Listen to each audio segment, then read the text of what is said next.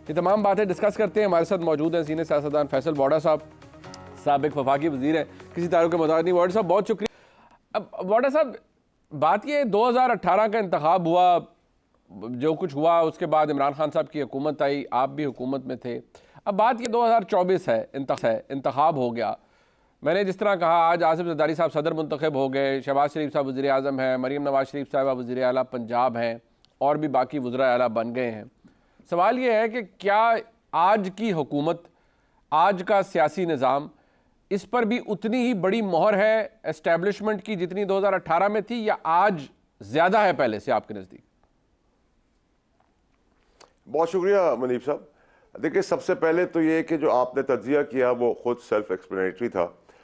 एक तो ये कोई हुकूमत तो है नहीं, ये तो बंदर बांट है, और इस बंदर बांट के अंदर आप मज़ीद जमहूरी जनाजे देख रहे हैं, और जमहूरियत का जो मज़ा चखने वाले पहरेदार, चौकीदार और सिपाही बने हुए थे, जमहूरियत और आइन के कानून के चैम्पियंस, जिनको बहुत शौक था सादिक अमीन तरीके से जो आ गए हैं लोग, और सादिक अमीन लोग अब मौजूद हैं असम्बलियों में। तो अब तो उनसे पूछा जाए ना, कौम पूछे जाकर कि भाई जब आइन और कानून का शब खून मारा गया था पंजाब में और KPK में इलेक्शन ना करा के, तो उसका आज तक तो एहतसाब हुआ नहीं है। तो आइन और कानून के चैंपियन यहाँ क्या कर रहे हैं? सुबह पढ़ते हैं 6, उसी को पढ़ते हैं शाम को 9। तो उनको मुबारकबाद दे जाके कौम, और कौम जाके बताए कि जमहूरी निज़ाम आने के बाद 11 रुपये पेट्रोल बढ़ गया है, डॉलर बढ़ना शुरू हो गया है। और मैं आज आपके प्रोग्राम का रिकॉर्ड का हिस्सा सभी का बना रहा हूँ, आपका भी बना देता हूँ मुनीब भाई, कि आज की तारीख की कीमतें देख लें। 10वें रोजे पे और 11वें रोजे पे हम एक शो करेंगे, ठीक है, और डबल होंगी कीमतें एक आम गरीब आदमी के लिए, ठीक है। जब डबल होंगी तो वही आपका टेस्ट केस है इस नाकाम, नाअहल, निकम्मी हुकूमत का, कि जो रमजान में प्राइस कंट्रोल ना कर पाएगी और आम आदमी को कोई किसी किस्म की सहूलत नहीं दे पाएगी, तो ये हुकूमत किस तरह आगे परफॉर्म करेगी नकारा, और उसका रिजल्ट क्या होना है, और उसने खुद कितने दिन चलना है, इस सब का तयन जो मैं 6-8 महीने से कह रहा हूं, वो रमजान मुबारक का जो महीना है वो क्लियर कर देगा आपको और मेरे लिए भी। अच्छा फैसल भाई, एक बात क्लियर कर देगा, मैं तो बड़ा क्लियर हूं उसके ऊपर। फैसल भाई, बात ये है, अभी आपने अल्फाज इस्तेमाल किया, आपने कहा ये बंदर बांट है। बात ये है कि बंदर बांट करने के लिए ना कोई एक अथॉरिटी होती है, कोई बंदर बांट करता है। ये बंदर बांट किसने की है आज की डिस्पेंसेशन के अंदर, ब्लैक एंड व्हाइट आपके नजदीक? देखिए मुनीब भाई, बड़ा मैं कैटेगोरिकली क्लियर हूं, ये आपका अदालती निजाम ने सारा कुछ किया है। जिन्होंने बेल दी है, जिन्होंने जेल दी है, जिन्होंने क्वालिफाई किया, जिन्होंने डिस्क्वालीफाई किया, जिन्होंने कभी सादिक अमीन बना दिया, कभी उनको करप्ट बना दिया है। तो ये तो टोपी ड्रामा चलता है। आपने देखा जमहूरी निजाम आते साथ कौम को सबसे बड़ा रिलीफ आपका जो सूबा है जिसमें आप बैठे हैं, स्टार प्लस जिसका नया नाम है, और बुज़दार 2 की शक्ल के बाद आपको आइंस्टाइन की हुकूमत आते हैं, सबसे पहला रिलीफ पाकिस्तानी कौम को क्या मिला है कि मियाँ साहब के दोनों बच्चों की सजाएं सस्पेंड हो गई हैं। वो मेरे बाप ने किए सस्पेंड, आपने किए सस्पेंड, या फौज ने किए सस्पेंड? नहीं, बट ये हालात ऐसे नहीं, बट फैसल भाई ये हालात आए कैसे है ना? देखिए, बड़ी सीधी सी बात है, सुन्नी इत्तेहाद काउंसिल हो या तहरीक इंसाफ को, वो तो ये कहते हैं कि ये इंतखाब सबको पता है किसने रिग करके दिया है, किसने धांधली करवाई है, कौन बेनिफिशरी बना है। तो वो तो सीधा सीधा इल्ज़ाम पाकिस्तान के एस्टैब्लिशमेंट के ऊपर नजर लगाते हैं। 2018 से पहले अदालतें इस्तेमाल हुई, वो रिकॉर्ड का हिस्सा है, लेकिन वो भी करवाई गई। अगर आज किसी को रिलीफ मिल रहा है तो क्या ये तासुर ख़त्म हो चुका है कि नहीं जी वो फैसले इंडिपेंडेंट नहीं थे, ये तो सिर्फ अदलिया कर रही है जो कर रही है? आज भी कोई करवाने करने वाला होगा ना? देखिए बड़ा, इसको भी हम बड़ा क्लियर करके बात करते हैं, आप बड़ी सीधी सीधी बात हमेशा से करते आए हैं। देखिए मुनीब साहब, सबसे बड़ा मसला ये है कि 2018 में क्या रिगिंग नहीं हुई, आर्टिस्टिक तरीके से हुई, मुनज़्ज़म तरीके से हुई, क्लासिक तरीके से हुई, गिव देम द क्रेडिट, ठीक है। जिसने 2018 में रिगिंग हमारे लिए की, वो रिगिंग बड़ी क्लासिक थी, ठीक है, ये भौंडी थी। फर्क इतना है, उस वक्त भी ब्लैंको यूज हुआ था, आज भी ब्लैंको यूज हुआ है, 2013 में भी ब्लैंको यूज हुआ था।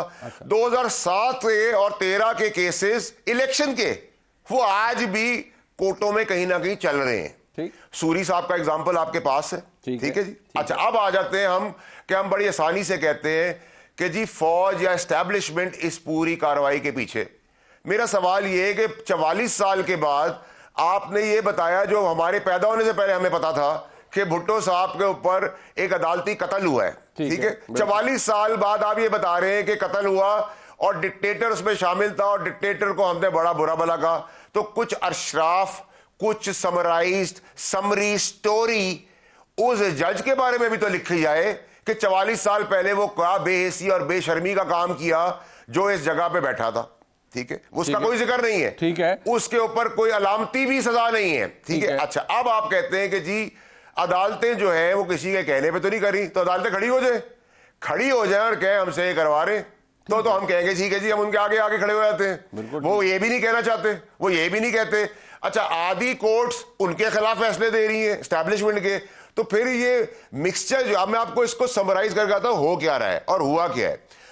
एक तो ये कि आप पहले चले जाए, हमारी हुकूमत जो मेरी साबका पार्टी थी उसको 12 बजे मेरे बाप ने पाबंद किया था कि आप वो नो वोट ऑफ कॉन्फिडेंस ले। भाई हमारी गवर्नमेंट थी, हम जमहूरी लोग थे, लेते डील करते देते, कुछ पाते कुछ खोते संभाल लेते, हमें पाबंद किया गया। प्रिजन वैन मेरे बाप ने निकाल के दी।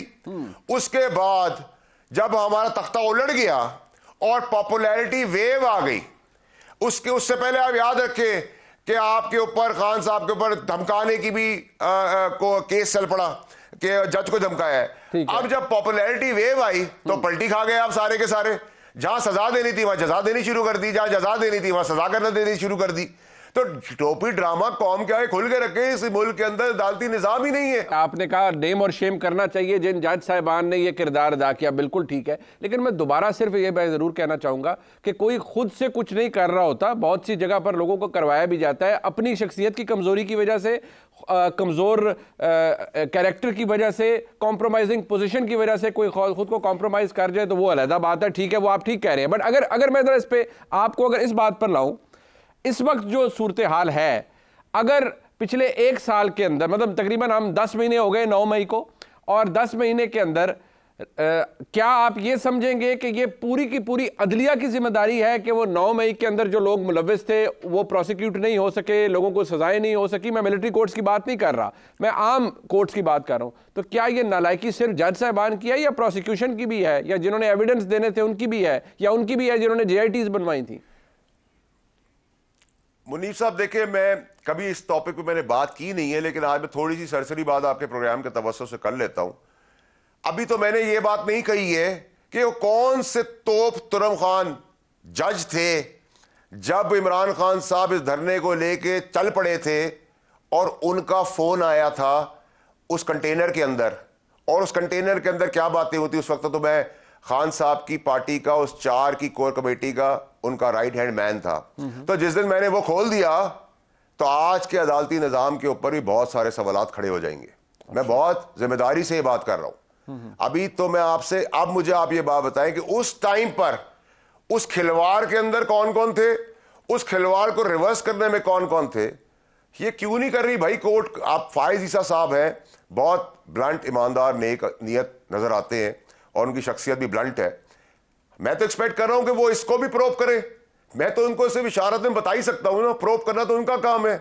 मैं अरशद शरीफ का केस खोल लें तो आपको ताकतवर भी मिल जाएगा पुराने एतवार का, आपको पॉलिटिकल पार्टी के लोग भी मिल जाएंगे जो उसको इस दहलीज तक ले गए। अच्छा। और उसके कत्ल को जब आप खोलेंगे तो पाकिस्तान की बहुत सारी चीजें ठीक हो जाएंगी। वो शहीद का खून है, वो जाया तो होगा नहीं। क्यों नहीं बुला रहे मुझे बुलाएं, मैं तो बता सकता हूं, आपको इशारा देता हूं, इस गली में चले जाए, मिल जाएंगी चीजें आपको। अच्छा। लेकिन वो कौन कौन से लोग गायब हैं, सफ़े हस्ती पे क्यों नहीं नजर आ रहे? ये सवालात बड़े गंभीर हैं मुनीफ साहब। हम जैसे लोग जो सियासी वर्कर थे, सिस्टम के अंदर रह के सिस्टम को बहुत सीखा, सिस्टम से बहुत नुकसान उठाया।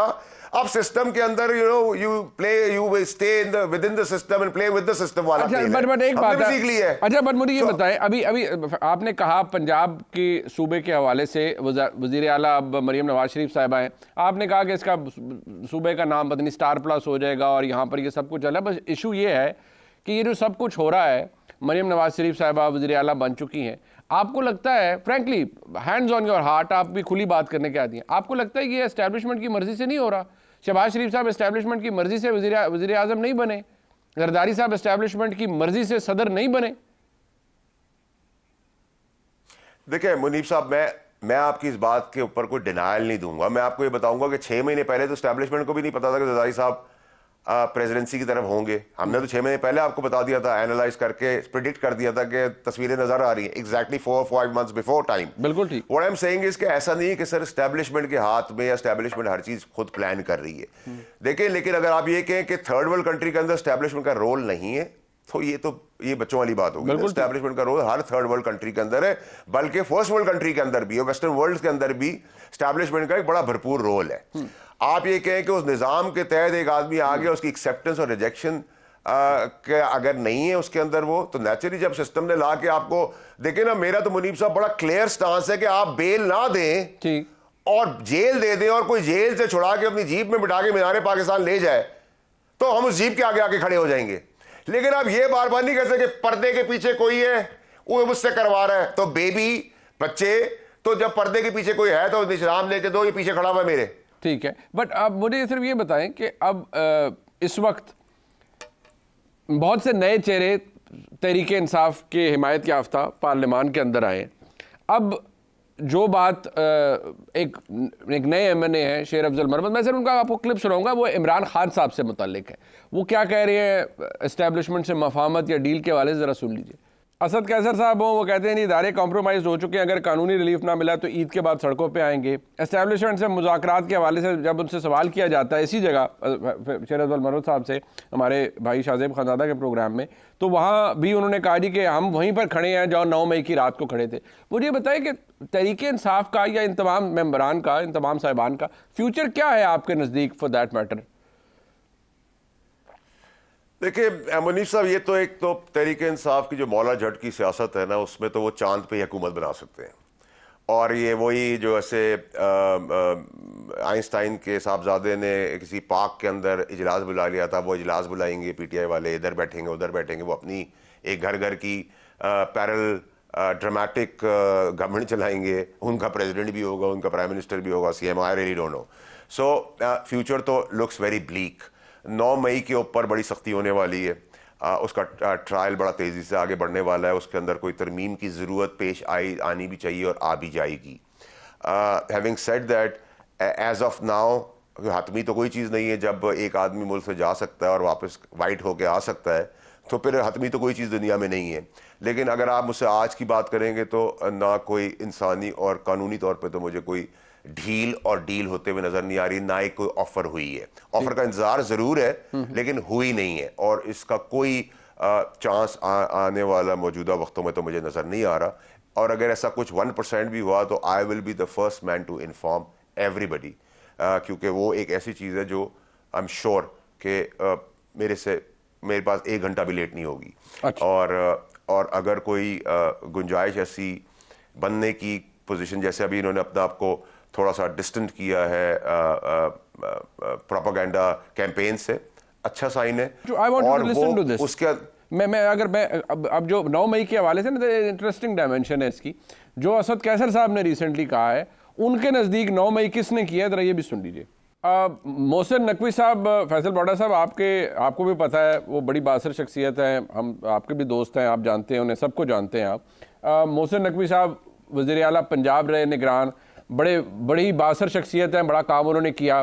पीटीआई का मौक़िफ़ आपने देख लिया, उन्होंने कहा जी किया ही 9 मई मोहसिन नकवी साहब ने। अब इशू ये है कि मोहसिन नकवी साहब को अगेन आपके बहुत से दोस्त और मोहसिन नकवी साहब खुद बहसीयत इंटीरियर मिनिस्टर आ रहे हैं, उसमें PMLN का कोई अमल दखल नहीं है, वो बाकायदा तौर पर पाकिस्तान की इस्टेब्लिशमेंट की हिमायत से आ रहे हैं as interior minister, federal interior minister.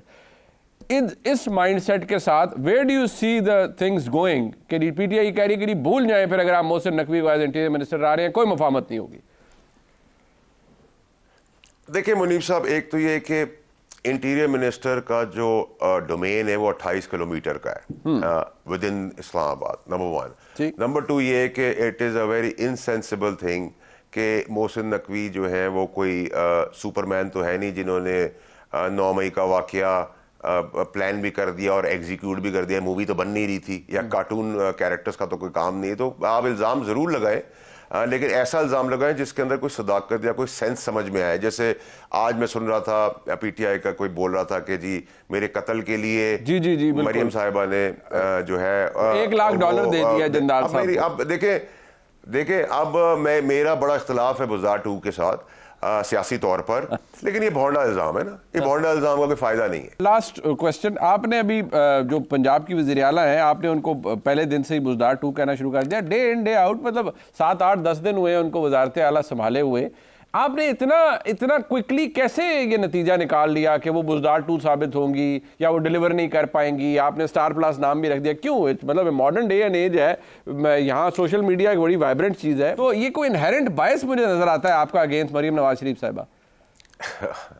नहीं, मेरा मुनीब साहब बड़ा क्लैरिटी के साथ मैं आपको बताता हूँ कि देखें, सबसे पहले तो ये कि माशाल्लाह से उनके वालिद ने इस मुल्क के अंदर दूध की नहरें बहाई हैं, तो पहला तजुर्बा तो हमने वहाँ 3 दफ़ा बर्दाश्त कर लिया है। अच्छा। फिर आइंस्टाइन है, उनको हमने 16 महीने बर्दाश्त किया है, उनकी परफॉर्मेंस भी देखी है, और फिर हम उनकी परफॉर्मेंस देखने जा रहे हैं। और जो आते साथ ही आशाइयों के बीच में जो महंगाई का तूफान और बिजली और पेट्रोल और सब चीज़ें बढ़ना शुरू हो गई हैं, तो उस तजुर्बे के तहत, उस सियासी पेंडू सियासी तरीके के तहत अगर एक मेरिट ये है, देखिए वालिद हमेशा चाहता है कि अपनी बेटी को, ख़ास तौर पर बेटी के लिए अच्छा चाहता है कि वो फ्लरिश हो जाए बाप की ज़िंदगी में, लेकिन बाप हमेशा कोशिश करता है अपनी जायदाद, अपने कारोबार, अपने पैसे में एक्सपेरिमेंट कराए।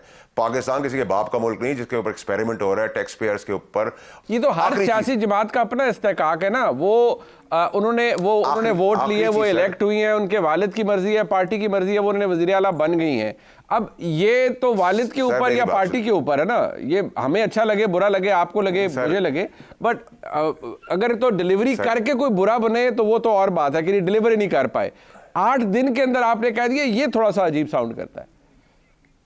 नहीं, मैं आपको बता देता हूँ सर, उसका 8 दिन के अंदर पहली अनाउंसमेंट उन्होंने की है, पंजाब पैंडा फूड सर्विस स्टार प्लस, यानी कि आपको निकाहनामा, डेथ सर्टिफिकेट और बच्चों की पैदाइश के सर्टिफिकेट और तलाकनामे आपके घर डिस्पैच किए जाएंगे। ये पहला इकदाम है। अच्छा। दूसरा इकदाम ये है कि प्लान जगह के ऊपर आप गए हैं, स्कूल के अंदर। अच्छा, उसके बाद आप चले गए पुलिस थाने के अंदर। बहुत अच्छा इकदाम है, क्योंकि आइंदा आने वाले दिनों में सब ने उधर ही जाना है उन थानों के अंदर, तो उसको अपग्रेड कर दे पहले वक्त से पहले। वहां अचानक से आईजीपी मौजूद थे, मतलब सरप्राइजिंगली कि मैं एक थाने को विजिट करने जा रहा हूं और वहां आईजीपी पहुंच जाए। तो ये सारी जो मूवी थिएटर जो चलाते हैं ना, 20 साल पुराने ऑप्टिक्स है। ना इसको देख के कोई अच्छा समझता है, ना इसको देख के कुछ करता है। फिर आपने खैराती काम किया, अच्छा काम किया रमजान के अंदर, उसके अंदर आपने अब्बा जी की तस्वीर लगा दी। भाई आपने अपनी जेब से पैसे दिए, आप 500 जगह पे उनकी तस्वीर लगा दे। आप सरकार के पैसे में अपने वालिद की एडवर्टाइजमेंट कर रही हैं, ये क्या तमाशा हो रहा है? आप उनको और ह्यूमिलेट कर रहे हैं। और फॉर दैट मैटर हमारी पार्टी ने भी जब ये काम किया, मैंने उसको भी क्रिटिसाइज किया। तो मेरा तो बड़ा क्लियर है, जब बुज़दार आया था तो मैंने बुज़दार के लिए भी आपको बातें 10 दिन पहले, अपॉइंटमेंट से पहले बोल दी थी कि किसको लिया है, और मैं कैबिनेट के अंदर ही बोलता था। अब मेरा अगर एनालिसिस अच्छा है मुनीब साहब के, मैं वक्त से पहले आपको चीजें बता देता हूं, तो आप उसमें खुश हो, इतराज क्यों कर रहे हैं? नहीं, मैं इतराज नहीं कर रहा। और आप देखेंगे बुज़दार 2 तो अभी मैंने सेलिब्रेटिंग पॉजिटिव वे में कहा है। अच्छा, अभी इसमें शायद आगे जाके माइनस भी लग जाए। चले, ये 2 माइनस, ये भी हो सकता है। ये वक्त बताएगा। फैसल बॉडा साहब, आपका बहुत शुक्रिया।